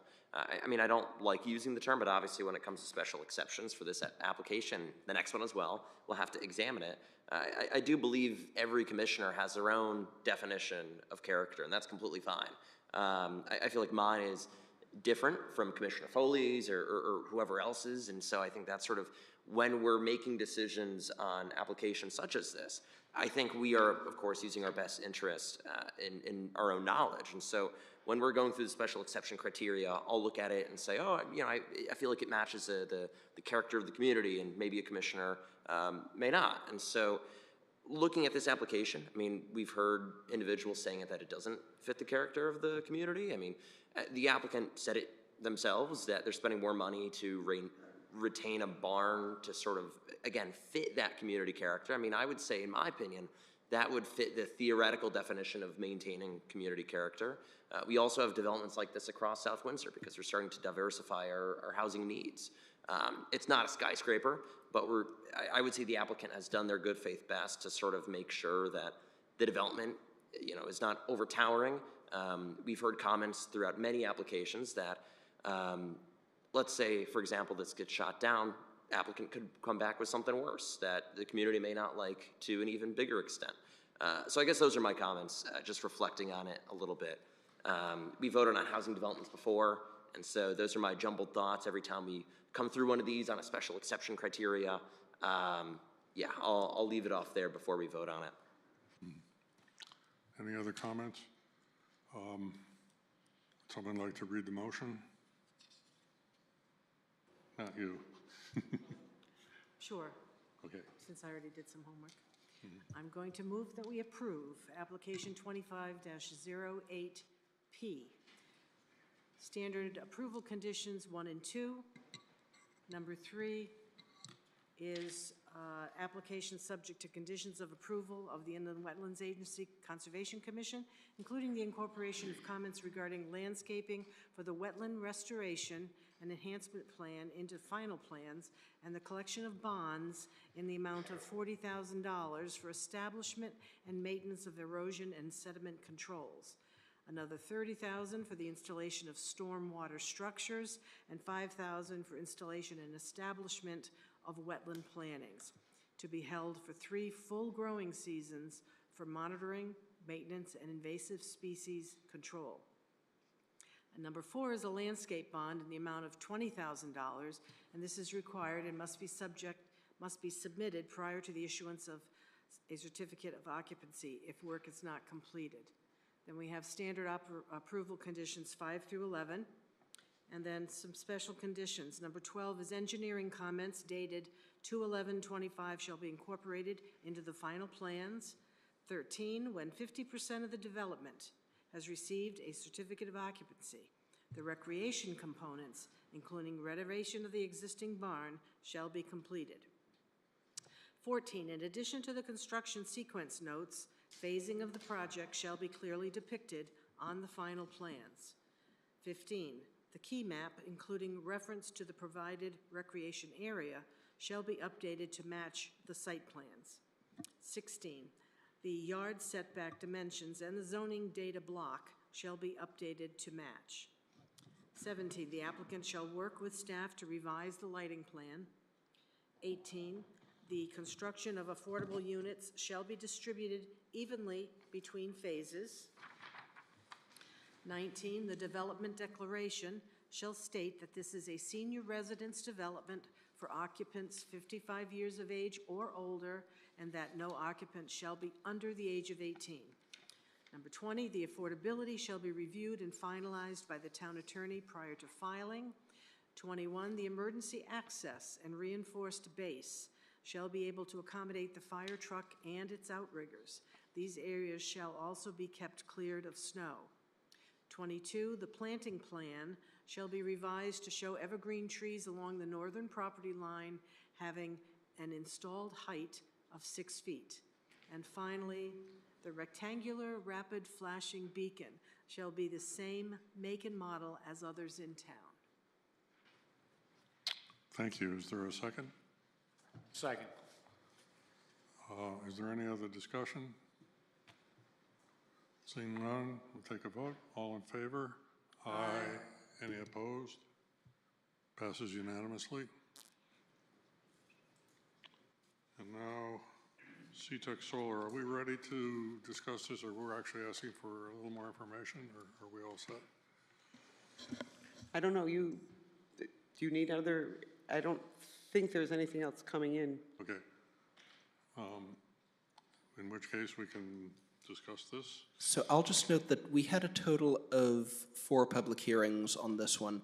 I just looked back on my notes, and the second of those 4, the February 11th meeting, it looks like Commissioners Foley and Bernstein were not present for that one. So if you can just confirm that you reviewed that meeting and the minutes, then you are able to vote on this. I did. All right. Good, thank you for that. So we'll open it to discussion. Let's start with Commissioner Cavanero. Thank you. So I'll tap into some of the opinions. I didn't want to get into the public hearing because I want to separate them a little bit. So starting off, I mean, we talk about solar farms, and I would say it is a form of energy independence, even if the energy is not going to us, because I bet there are other solar farms, you know, in New York or Massachusetts or Rhode Island that we as a state could be benefiting from. I think that's equally dispersed in a way. So I wouldn't necessarily even use that as an argument. I mean, I'd also say, and I do have a list of things as well. I guess on the national stage as well, unfortunately, I would say energy prices will be getting a lot worse, possibly due to impending tariffs. There's a lot of things that we'll have to keep in mind when it comes to the planning of South Windsor that we'll have to keep intact, and maintaining the beneficiaries of South Windsor, making sure that it doesn't harm residents as well. And I think there's a pros and cons list that we could make of what it could potentially lead to. I would also say that supply chain disruptions could increase if this isn't approved. When we expand solar and other energy, I guess, outlets or productions, however you want to call it, infrastructure, we are decreasing the likelihood of that and making energy just a bit more affordable, even if we don't see it. I mean, inflation's definitely hit the state, and so energy prices will still continue to go up, even if solar is being built. So I guess on that stage, it does make sense. But on a local impact, I'll go again to the theoretical qualitative part here of the sound and the property values. I'm not necessarily sure that comparing apples to oranges is a good idea for property values. I mean, we've looked at other solar farms that could impact property values. And I think something we're also missing out on is there are communities that have, let's say, an area median income or the median wage or whatever you want to call it is much higher than this area, and so property values will be much more likely to be impacted. There's also a chance that because this is a smaller solar farm, and this has been mentioned before, that these property values will not really be tapped into because it is a smaller development. Like I said, it's all qualitative. I'm not going to say that it is or isn't, but there is research that suggests that that's where it is. I'm just rambling at this point. These are just some of my thoughts that have, as you know, I've been struggling with the past couple meetings. Is obviously I resonate with the residents. You don't want to harm the land, but on the other hand, you see that some of these arguments don't really apply for this area of town. Doesn't really apply for South Windsor. It's all qualitative at that part.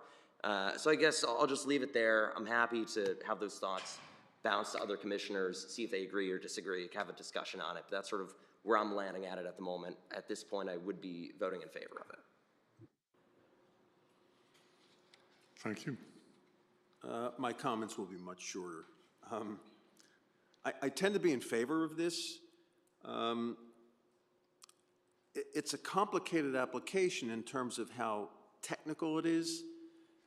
And I look at this and things like this, and I think to myself, you know, we could be talking about this and learning about this for months and months and months and not know what we have to know to be experts. But it's not about us being expert. It's about us listening to arguments, in this case, on both sides of the table. And I, for one, feel that the applicant has done a very, very good job of not dispelling, but addressing the comments from the neighbors who have concerns about it, and I respect those concerns. I live in South Windsor. I have things happening around me that I don't particularly care for, but you do the best you can and understand that zoning is about developing areas, and unless there's a compelling reason not to approve an application, I think that it's incumbent upon us to look upon it favorably. So that would be my comment. Commissioner Foley.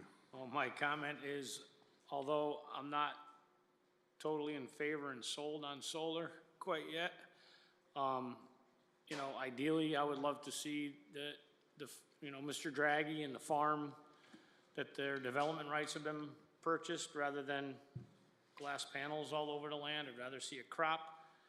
But again, it's his land, and in 20 years, hopefully, he'll be able to hand it down to somebody and it'll be farmed again. And the alternative could be worse for the town and for the neighbors. And that's the only, again, I'd rather see the development rights purchased, but that's not the time for this right now. So. Thank you. Commissioner Dexter. And I totally agree with Commissioner Foley on all that you said. Thank you. Commissioner Willett? Yeah, I'm of a differing opinion. I don't believe this is in the best interest of or aligned with the character that we all want to see in South Windsor, so I'm against the project. So for this one, Commissioner Boganski is seated for Commissioner Viteri. Viteri. So I'm conflicted by this one too. I'm not, I think that the idea that I do have to feel for the residents and the people that live around it that are going to be impacted. I also feel for the property owner, right? And this is an additional revenue stream for them. But, and I think the applicant has answered questions and come, but I do empathize with the residents who live around that area and how this will impact their lives and livelihoods. So I'm not sure I'm in agreement. I'm not in support of it. Okay.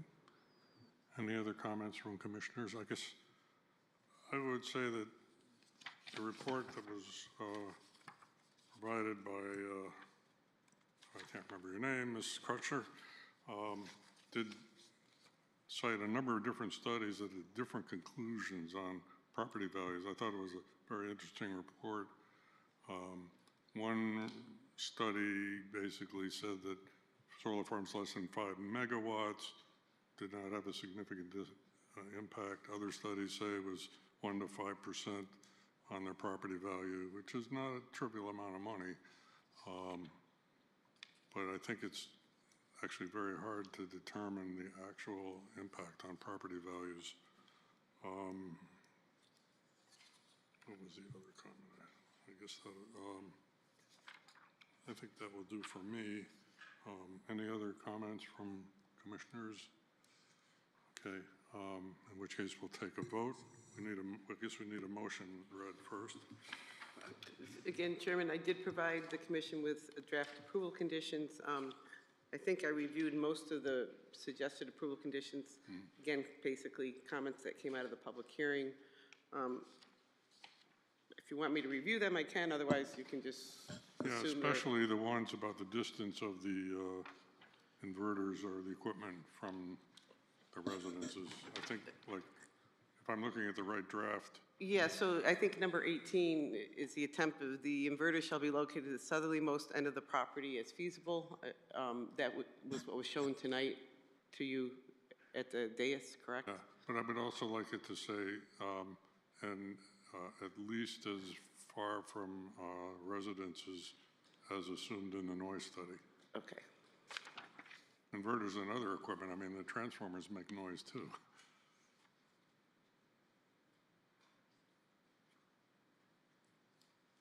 Michelle, while you're writing, you're going to add the gravel perimeter road? Yeah, I did add the gravel. I said a fire access road shall be located around the site, subject to the final review of the fire marshal. There is a comment in there about the decommissioning plan. Again, I spoke with the town attorney. He did suggest that you could put a bond in place for that. Speaking with Jeff Doolittle, we have the $40,000 recommendation of a bond. This decommissioning plan would require removal of all parts below than the 3 feet, so that would be, again, referenced in the decommission plan as stated by the applicant and requested by the budding property owner. I would suggest that the commission, typically our bonding policy either is a letter of credit or a cash bond. We have in long-term bonding situations allowed surety bonds, the example being Redland Brick. The commission might consider a surety bond in this situation, knowing that it's a long-term bond that would remain in place. And you'll notice another approval condition I put in there mimics your regulation, which is the requirement of the applicant to notify the town a certain number of days prior to the decommissioning of it. Again, that wording comes right out of the regulation. I'm reinforcing that as an approval condition. Okay. Now this bond, $40,000 might need to be $400,000 by the time 20 years goes by, depending on inflation. How does that benefit us? I don't know how you handle that. I think it's, you know, again, it's a... Can it be kept, I guess the bond is not owned by the town though, right? We don't have the money. Well, what we do is we do keep the money. I keep tracking of all the money that we have, whether it's a letter credit, cash bond, or surety bond. If it has any kind of expiration, we notify people ahead of time and we get renewals. So we do track these bonds through the course of the bond. Can we make that be in an interest-bearing account? So again, if you're going to do that, that would assume that they're gonna give you a cash bond of $40,000. If, Just a way to, is there just a way to put a lien on the property? Have a lien until you know, why it's don't we do this? decommissioned? Why don't we set the bond, and as with typical, we give our bonding policy and let the applicant decide if that doesn't work for them to post a cash bond or a letter of credit, they can approach the commission with a bonding suggestion. That's kind of what happened with Redland Brick, and the commission approved the surety bond at that time. So you would come back to us with, My recommendation was put the bond in place. You have an adopted surety policy that we send out anytime a bond is required. If the applicant finds that to be too onerous or doesn't want to pursue that type of bonding, they can approach you about a different form.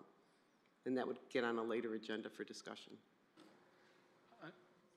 So this bond put in place would be for, in 20 years, when they decommission this site and they put the site back to where it is, this is part of the insurance that it will be. So $40,000 does not even come close to covering that.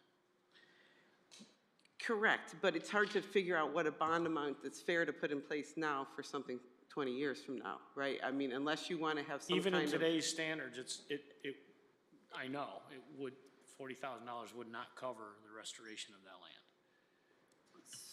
So how do you want to do it? You can put an approval condition to have them submit bonding information for you to establish it at a later time. Again, we were assuming we're pulling up racks and there wasn't much regrading to be done because they weren't going to be disturbing much soil. So there wasn't a lot of work associated with the removal from that perspective, right? You could have it when it's decommissioning, when they notify you that the bond gets reviewed.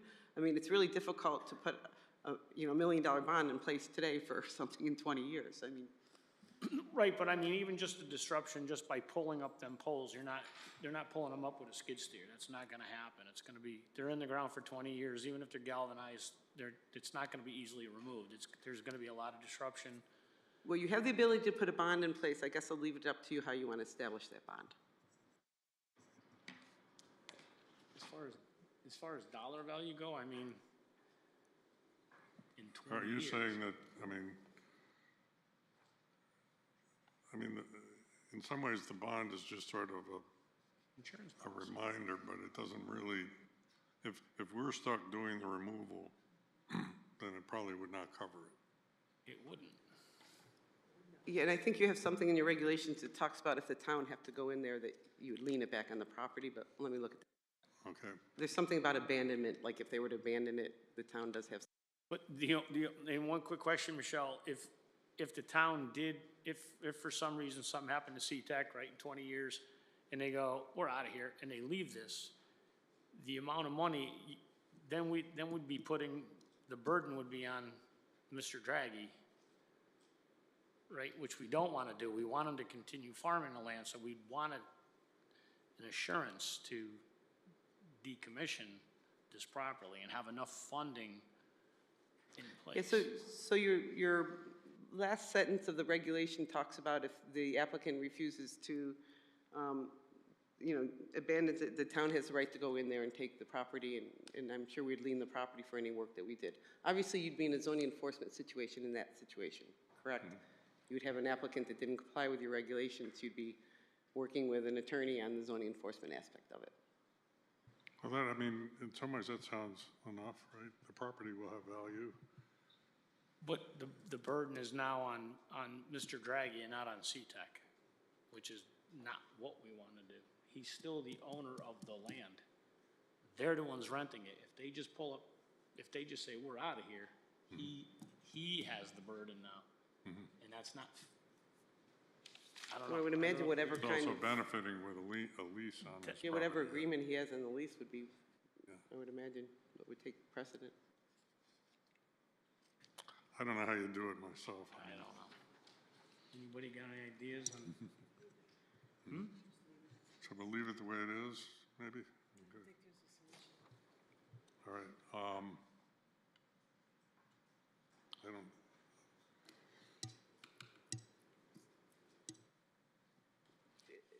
So your regulation very clearly spells out what a decommissioning plan should do.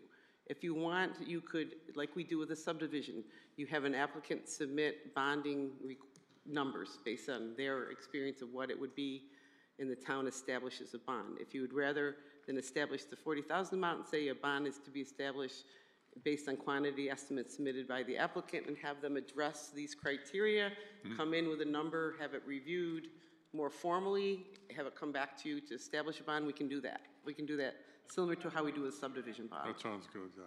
Okay, so instead of the 40,000 amount, just say a bond to be established based on quantity estimates submitted by the applicant. Okay. Okay, for the decommissioning part of it. And again, it's very, very much detailed in here what they have to quantify to establish the bond. Great, thank you. Any other questions or comments? So you're going to help us with the wording in the motion.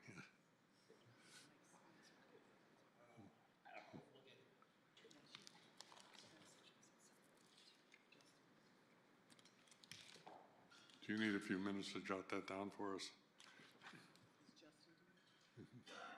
Or Justin? Looks like Justin's way ahead of us.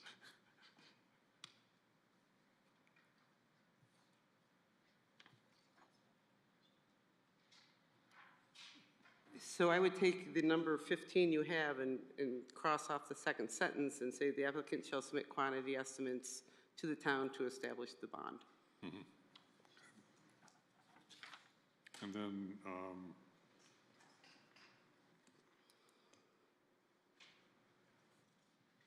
the wording for number 18.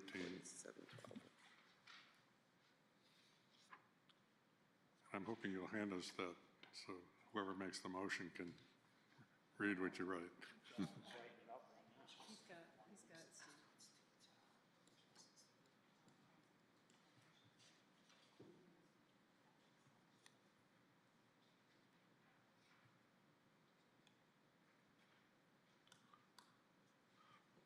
While we're doing that, I'd like to take this opportunity to specifically thank Commissioner Willett. I think that your comments and requests regarding the character of the noise actually led to a change that was very beneficial to the residents. So I appreciate that.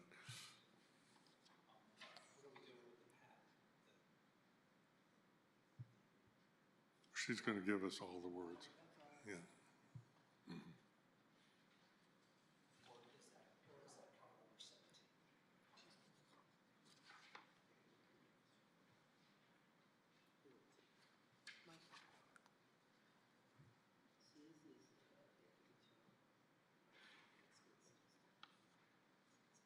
And then the fire lane is in there too.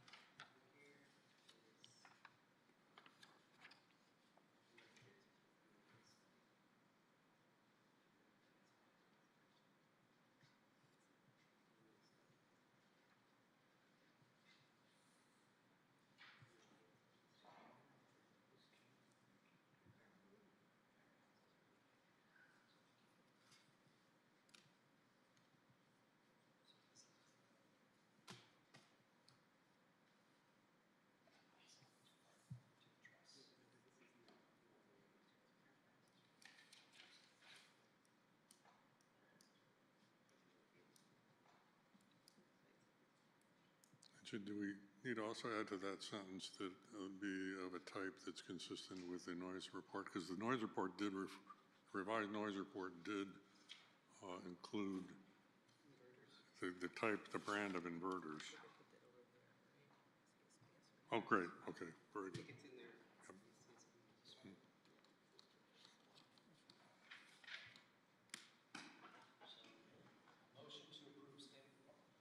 Sorry. A motion to approve the standard approval modifications for site plan on application 24-45P, project CTEC Solar. Special exception to 3.1.1A and site plan of development for a large-scale solar system, 5.66 acres in size, on property located at 379 Scannick Road, rural residential zone. Number one, prior to commitment of any site work, a meeting must be held with town staff. Number two, a no building permit shall be issued until final Mylars have been filed with the town clerk's office. Number three, this application is subject to the conditions of approval of the Inland Wetlands Agency / Conservation Commission, including the bonds and amounts of $10,000 to ensure compliance with the erosion and sediment control measures. Number four, a landscape bond in the amount of $15,000 is required and must be submitted prior to the issuance of a certificate of occupancy if work is not completed. Number five, all bonds must be in one of the forms described in the enclosed bond policy. Number six, an as-built plan is required prior to issuance of a certificate of occupancy per section 9.1.3 of the zoning regulations. Number seven, all plans used in the field by the developer must bear the stamp and authorized signature of the town of South Windsor. Number eight, the building street number must be included on the final plan. Number nine, pavement markings must be maintained in good condition throughout the site drives and parking areas. Number 10, all freestanding signs and/or building signs require the issuance of a sign permit before they are erected. Number 11, the equipment used on site shall meet, shall meet or must meet? Shall meet the same performance standards for the noise levels or be less than the decibel levels demonstrated in the noise study using the CPS inverters. The applicant's CTEC shall include their specifications to all equipment vendors that discrete tones must be controlled. Number 12, to remain in zoning compliance for large-scale solar, no residential development shall be proposed within that 100-foot setback area from the property line. Number 13, the oil used for the transformer shall be non-toxic, non-hazardous, and biodegradable dielectric fluid derived from vegetable oil. Number 14, we got a spelling issue on number. Just put that L for oil. Number 14, in accordance with section 7.21.1, the owner or operator shall physically remove the installation no more than 150 days after the date of discontinued operations. The owner or operator shall notify the Planning and Zoning Commission by certified mail of the proposed date of discontinued operations and plans for removal. Number 15, the draft decommission plan shall be finalized and shall require all parts of the solar panels to be removed from the site. The applicant shall submit quantity estimates to the town to establish the bond amount. Number 16, the emergency access drive into the site shall be kept clear of snow. Number 17, the emergency response plan shall be finalized by the contractor with the South Windsor Fire Department to address site-specific standardized response guidelines. Number 18, inverters shall be located to the southerly most end of the property as is feasible and as far from residences as indicated in the noise study. What was the last one about the gravel? You did that. That was, all right. That was it? Was the gravel road thing? That's what I was asking. I didn't see the. What happened to the What happened version to- that she gave you? I thought you, The gravel access road around the perimeter of the site requested by the fire marshal, subject to fire marshal review. Can you read that again? Gravel access drive around the perimeter of the site, subject to the fire marshal review. did you read the one that she gave you, or did you read the one you had? No, Michelle gave it. Okay. Michelle wrote it, but I don't have it Okay. anymore. So I have the one I wrote out. Did you take it, did I take it back? Yeah, you took it back. So before we get a second, number 4, we ought to have a few words about how long the plantings have to survive that we usually have. In our landscape bond? Is that what you're saying? Yeah, don't we say that, you know? and- Your regulation talks about a 2-year survival, but we typically don't put it in the approval letter. Okay. You can. I mean, you can if you want to make sure these arborvitaes stay, I mean, you can The buffer prescribe it planting, in the there buffer that- planting should be maintained at all times, and the quantities installed should always be. Sure, if you want to keep them for 2 years to survive, to ensure survival right up front, we could do Well, that. that's in connection with releasing the bond, okay.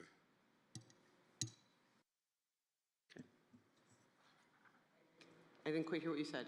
Okay, in order to release the bond, we want to make sure the plants have lived for, For 2 years, years, yeah, we yeah. can put that in the landscape bond sentence there. okay.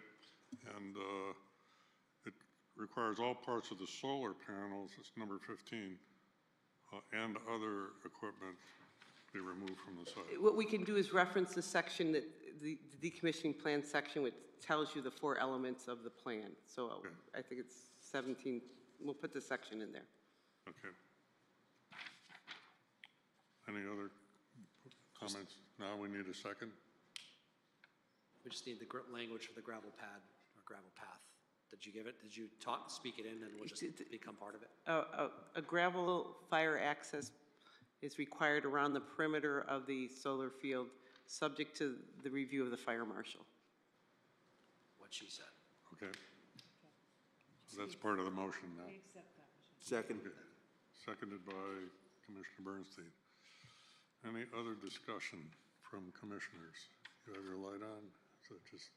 Sorry. Okay. In which case, we'll call the question.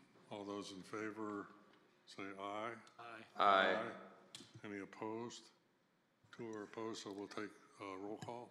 Commissioner Cavagnaro, Aye. Commissioner Bernstein, Aye. Commissioner Foley, Aye. Commissioner Dexter, Aye. Commissioner Willett, Commissioner Begansky, Chairman Wagner. 5 ayes, 2 nays. Okay. The motion passes.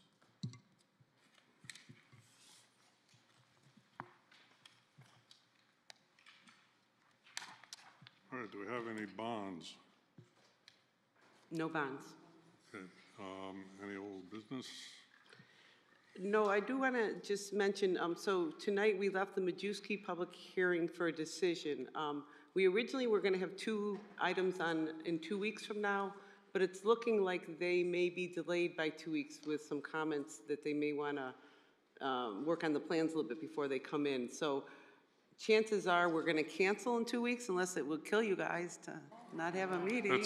That's painful. I don't want to say for sure, we'll know in the next day or 2, but I did get a late request to move the 250 Rye Street public hearing to the April 9th meeting, and that would just leave 1 item on and 1 decision, so we could probably, nothing else has come in as far as new applications, could probably give you guys a break, and I'll be away anyhow, either way, so. Is that April 8th? Or- April 8th, you're correct, that would be, they gave me the wrong date, so, yeah.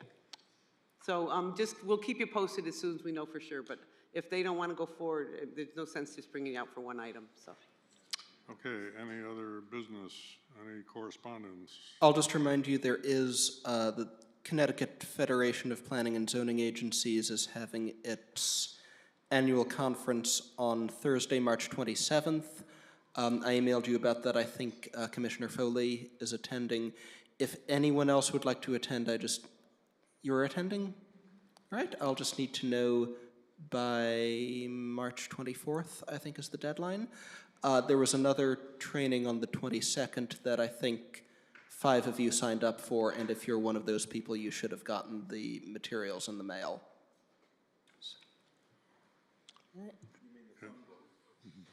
Yes, the webinar. Okay. I make a motion to adjourn. Second. All in favor? Aye. Passes unanimously.